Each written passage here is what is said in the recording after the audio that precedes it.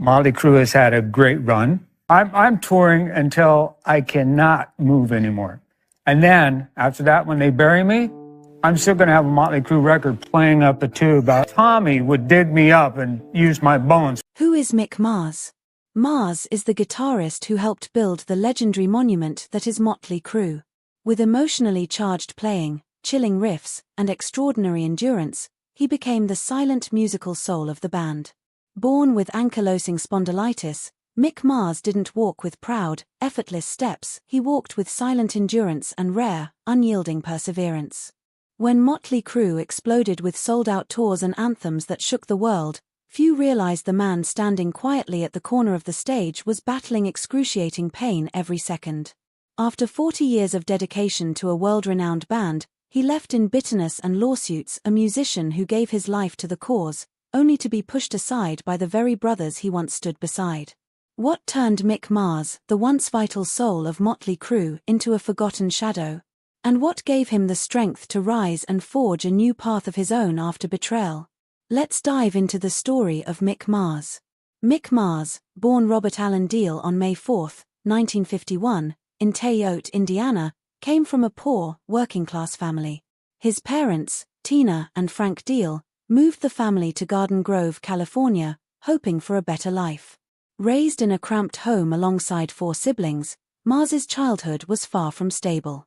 He was different from an early age. At just 3 years old, a local fair performance by country singer Skeeter Bonn left a lasting impression on him. He told his parents, "This will be my life." At 12, he received his first guitar, cheap, but to Mars, it meant everything. While other kids played sports, Mars taught himself guitar by listening to Elvis Presley and surf rockers like Dick Dale. However, around age 14, Mars began experiencing sharp pain in his spine. He didn't understand it, nor did he share it. He attended school with a small frame, a hunched back, and a mind consumed by music. He joined a band called the Jades, first on bass, then quickly on lead guitar. Performing at school concerts and dingy bars, Mars refined his craft. At 18, a factory accident nearly ended his dream when he seriously injured his hand. But Mars chose music. He quit his job, dropped out of school, and chased his calling despite worsening pain. Playing in run-down bars, racked with agony, he still hit every note. While others were still chasing dreams, Mars knew his career would not be a game, it would be a war. Frail, in pain, with injured hands, he never let go. His early career was filled with failure. After leaving manual labor, he played in blues rock bar bands around Southern California. One notable group was White Horse, which helped him gain attention for his energetic style and emotionally charged solos. His name was even spoken alongside Eddie Van Halen. But when White Horse leaned toward disco, Mars walked away. He wasn't built to chase trends, he needed something real. After several more failed projects and singles, he underwent a complete transformation. He shaved his mustache, dyed his hair black, and reinvented himself, even changing his name to Mick Mars, symbolizing a rebirth. In April 1980, Mars placed an ad in the Recycler newspaper. Loud, rude, aggressive guitarist available. Nikki Sixx and Tommy Lee responded. Mars' cold demeanor, intense gaze, and crushing riffs left a deep impression. He even coined the band's name, Mötley Crüe, inspired by a comment about White Horse being a motley-looking crew. With their ferocious sound and rebellious image, Mötley Crüe became iconic. During early rehearsals, when Mars' guitar roared, the others knew they had found the missing piece. He wasn't just a guitarist, he was the band's musical engine, its anchor. Despite being in his early 30s and suffering from spinal pain, Mars stood with 3 hungry 20-somethings and helped lead them to success. After forming in 1981, the band quickly rose in the overcrowded Sunset Strip heavy metal scene. Mars' thick, cold guitar tone gave the band weight. Their debut album, Too Fast for Love 1981, was full of simple yet catchy riffs and powerful hooks. It gained a loyal fanbase and led to a deal with Elektra Records. Their breakthrough came in 1983 with Shout at the Devil Star. Mars developed a darker, heavier sound, blending hard rock and metal. His riffs in tracks like Looks That Kill and Too Young to Fall in Love became signature elements of their sound. Between 1985 and 1987, the band peaked commercially.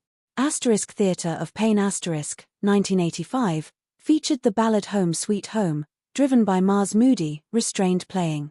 Asterisk Girls, Girls, Girls asterisk, 1987, leaned into the band's bad boy image, with Mars' bluesy, gritty guitar leading tracks like Wild Side and You're All I Need. By 1989, asterisk Dr. Feelgood asterisk became the band's most successful album, topping the Billboard 200. Under producer Bob Rock, the band's sound grew tighter, and Mars showcased the peak of his skill, from the roaring energy of Kickstart My Heart to the haunting emotion of Without You. Through it all, Mick Mars wasn't just the guitarist. He was the soul of the band, the silent force who carried the weight in pain, in shadow, but never in defeat. Playing guitar, Mick Mars was the musical foundation of Mötley Crüe, holding the band's sound together even as the other members spiraled into drugs, alcohol, and media scandals. While Nikki Sixx and Tommy Lee dominated interviews and Vince Neil became the band's public face, it was Mars who transformed their chaos into living, breathing music, both on stage and in the studio. Meanwhile, ankylosing spondylitis continued to ravage his body. Mars grew more hunched with each passing year, moved slower after every tour, and while his bandmates partied into the night, he quietly retreated to his hotel room to battle pain that lasted until morning. A little-known truth: Mick Mars rarely took part in Mötley Crüe's wild escapades. He was the only member who largely stayed clear of scandal. But that difference, that distance, widened the gap between him and the rest of the band. For Mick Mars, those years of skyrocketing success were a double battle, one for his career, and one for his very existence.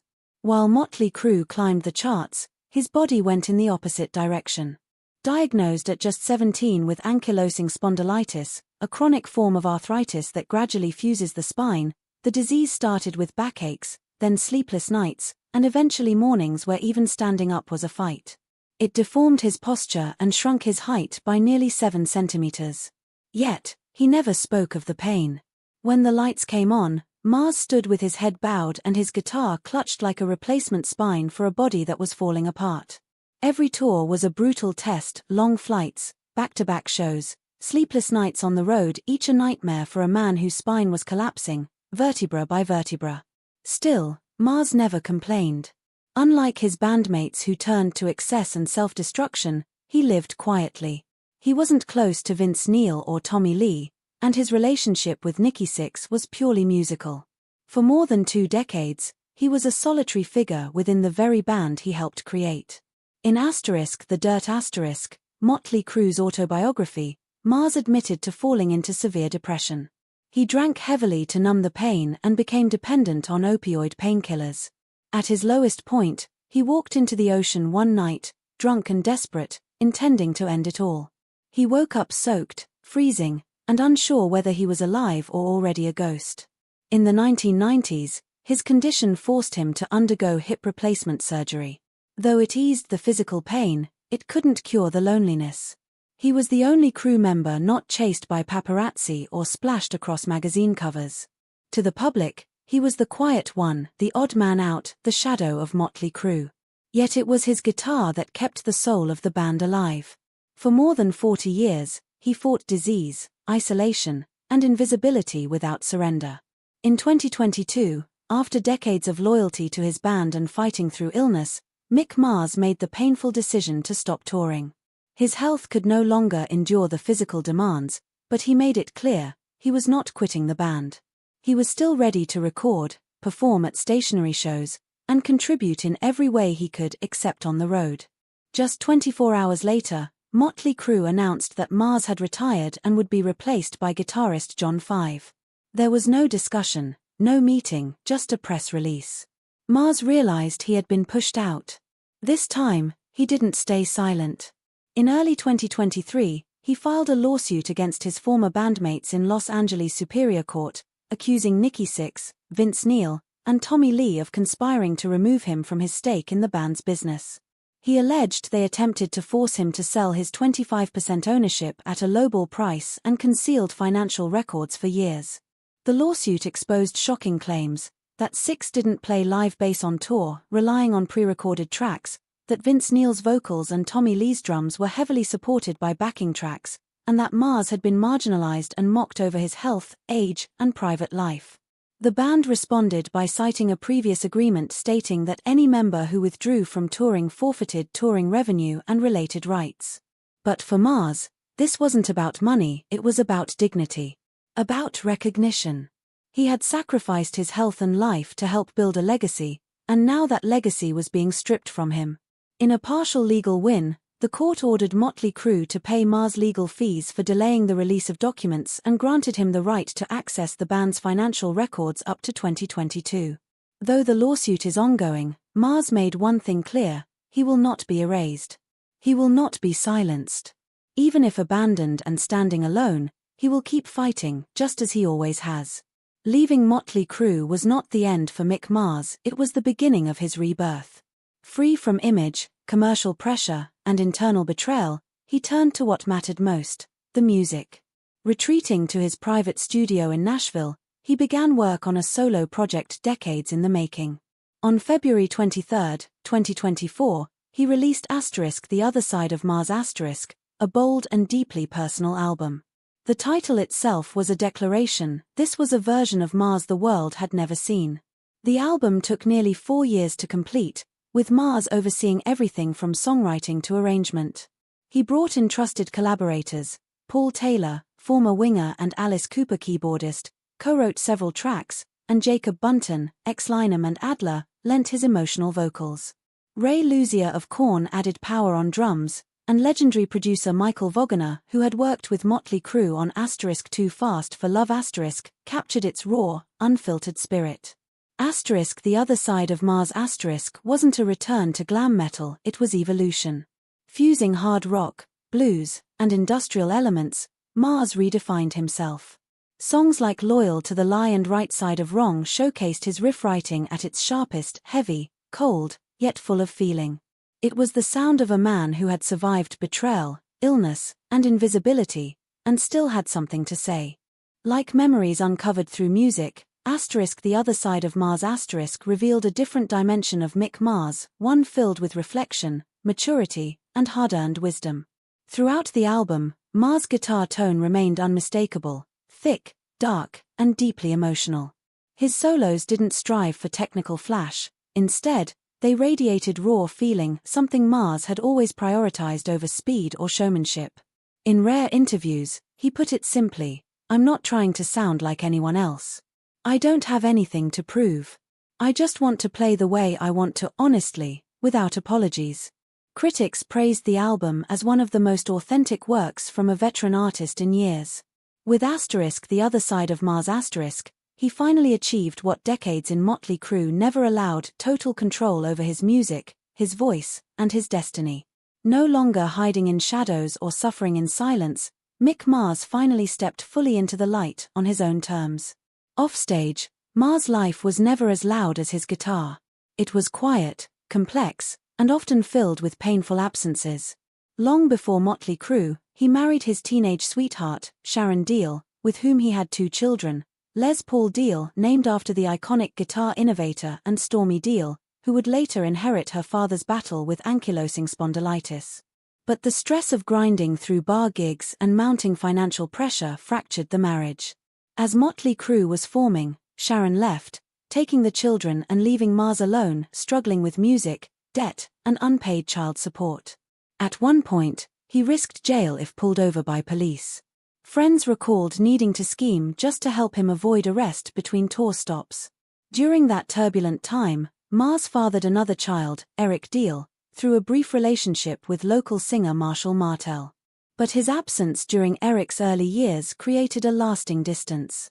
While Crüe soared in the 1980s, Mars' personal life remained in disarray. He married again in 1990, this time to backing vocalist EMI Cannon, but the marriage lasted only 4 years, crumbling under the pressure of internal band chaos and Mars' deepening physical and emotional pain. Both marriages left him with more than financial scars, they left him with children he barely knew and homes he couldn't keep. It wasn't until 2007 that Mars found a new kind of anchor, Serena Schonenberger, a Swiss model more than 30 years his junior. They met after a show in Zurich. Serena, then just 22, drawn to the intensity of the quiet man behind the sunglasses. In 2013, they married. For the first time, Mars had someone by his side not for fame or money, but for who he truly was. Today, they live a quiet life in Nashville, far from the spotlight. Mars spends his days writing, recording, and taking peaceful walks, sometimes with a cane, sometimes with a silent smile. His relationships with his children remain complex. Les Paul shares a closer bond, having followed his father into music, while Stormy and Eric have chosen quieter lives, maintaining some distance. In a rare moment of vulnerability, Mars once said, "I missed out on too many things that I can never get back." There are losses that don't make noise. There are wounds that cannot be measured by money or success. Behind his cold, silent exterior is a man shaped not just by pain, but by perseverance. In 2024, Mars reached a new milestone. On February 23, he released The Other Side of Mars *, his first solo album under his own label, 1313 LLC, in partnership with MRI. It was an entirely independent work and a triumphant return after his departure from Mötley Crüe. Critics and fans alike praised standout tracks like Loyal to the Lie, Undone, and Right Side of Wrong. The album preserved Mars' signature guitar tone, cold, dense, and emotionally charged, while embracing modern production and a broader sonic palette. No longer confined to outdated formulas, Mars blended classic hard rock with fresh influences, proving that even in his 70s, his creativity was still evolving. And he's not done yet. In 2025, Mars confirmed that a second solo album is already in development. This new project promises to be even more expansive, both sonically and emotionally. To bring that vision to life, Mars partnered with renowned engineer Chris Collier, known for balancing modern production with artistic soul. Now living quietly in Nashville with Serena, Mars is focused on writing, recording, and maintaining his health, no longer needing stage lights, but still lit by artistic purpose. While his legal battle with Mötley Crüe remains unresolved, Mars has not ruled out the possibility of future collaboration. But his priority is now clear, a solo journey where, for the first time, he holds the reins. His legacy is greater than a catalogue of riffs, it is the story of a man who gave Mötley Crüe its sound and soul during the band's most volatile years. His influence reaches beyond the 1980s hair metal scene into generations of modern rockers who found inspiration in his restraint, emotion, and raw conviction. Mick Mars was never the showman. He wasn't the voice, the frontman, or the face on magazine covers. But for over 4 decades, it was his relentless guitar, the cold, unyielding backbone, that held Mötley Crüe together. And at an age when many have long faded from view, Mars continues to write, to play, and to quietly move forward on legs long battered by illness, driven not by applause but by sheer will. He doesn't ask for sympathy. He doesn't need the spotlight. But through his silence, his loyalty, and his unwavering honesty, Mick Mars has etched a legacy that speaks louder than words. Have you ever quietly fought for something you believed in, just as Mick Mars has done his entire life? If so, share your story in the comments below. And don't forget to like, subscribe, and turn on notifications so you don't miss more powerful real-life journeys like this one.